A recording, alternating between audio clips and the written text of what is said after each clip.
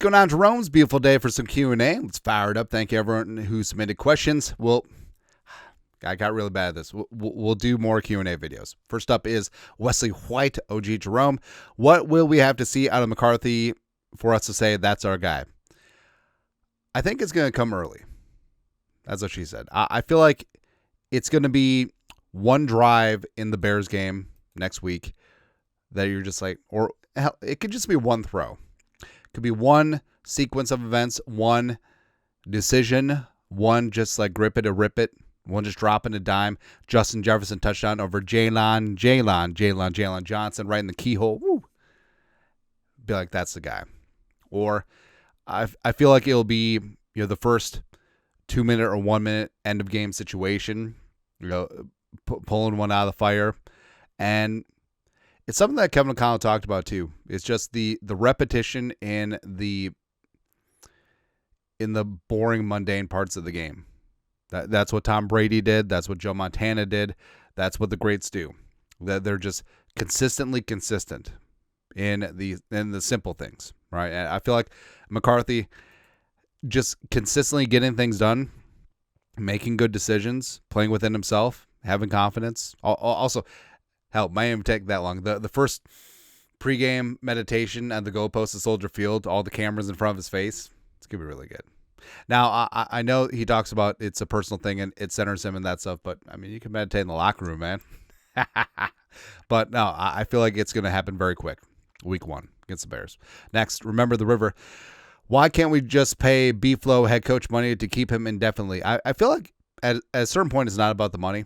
Not familiar with Flores' contract, but I'm sure that he was highly sought after in 2023, and his salary is pretty damn competitive, right? Hell, right now he might even be top 5 compensated coordinators. It isn't just about that. I feel like it's having options, right? Because he's eminently employable, whether as a head coach, which he deserves, or the Vikings have the number 1 defense. They win the Super Bowl, and he doesn't get a head coaching job, which just clearly shows that the NFL is colluding to keep him out.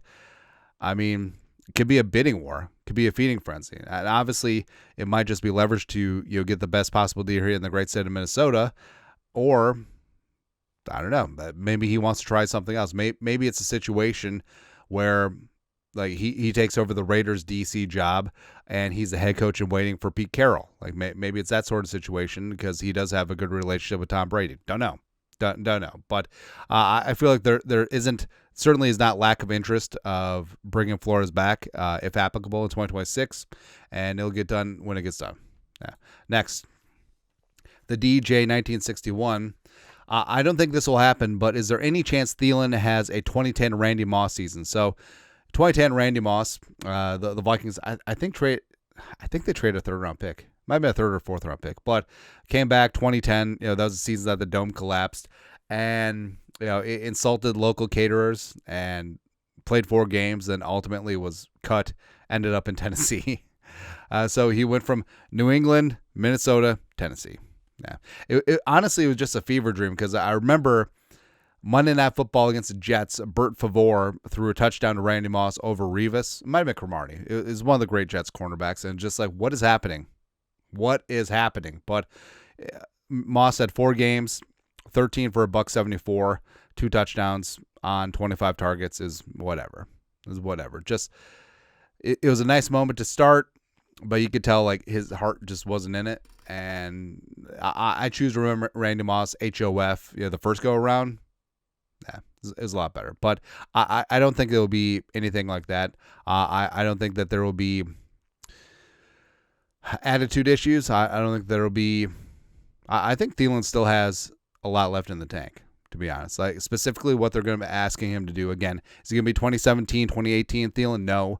But can he be someone who sits down on 3rd down in the red zone, middle of the field, finds a dead spot in the zone, shows those patented yellow gloves of JJ McCarthy? Yes, I think it certainly could and should be. But do I see the Vikings just like cutting Thielen after 4 games? No. I don't think that's going to happen. ABQ, Albuquerque Jaden, if you were to compare this Vikings rooster to any year, what would it be?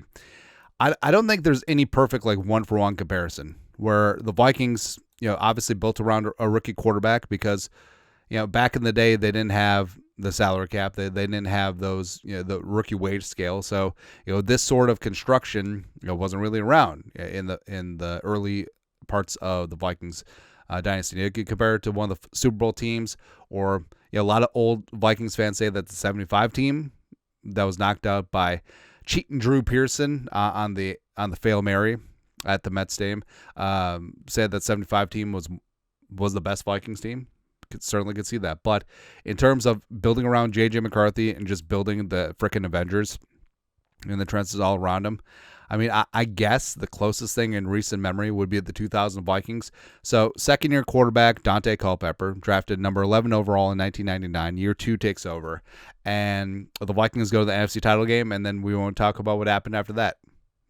Now, with the Vikings have gotten the brakes beaten off them by former Vikings OC Brian Billick and the 2000 Ravens, which, again, I feel like, so Brian Billick is a very prideful dude, right? And it's got to stick in his craw just a little bit. Like, he was this offensive genius behind the 98 Vikings, and he wins the Super Bowl with a very mediocre offense and one of the greatest, if not the greatest, defense of all time. Yeah. Also, North Carolina just went down 41-7 off of a fumble 6. Tar Heels. Yeah. But yeah, I guess that would be the closest, but hopefully with a better ending. Yeah. Lastly, Apex Forks. What's your prediction for our record this year in the regular season? 14-3. Yeah. So we'll do a more detailed. That's a win, dog. That's a loss before the start of the year. But I just feel like this is gonna be a weird season. Where Vikings start out 5-0, they have to start out fast, especially given the schedule.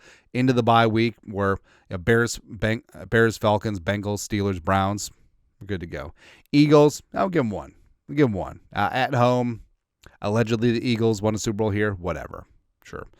Beat the Chargers. We'll split with the Lions on the road. It is what it is. There you go. And then the Vikings will lose a random one. Like they'll lose to the Giants. Jackson Dart. Yeah, the Vikings team just has sort of a down week. Maybe they're looking ahead to the short week, Thursday night, Lions on Christmas night. Maybe that's it. Yeah, but 14-3, would it be?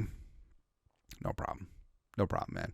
Anyways, that's it. That's at Vikings Q&A for this beautiful day. You guys are the best. You know what to do. Skol, production value.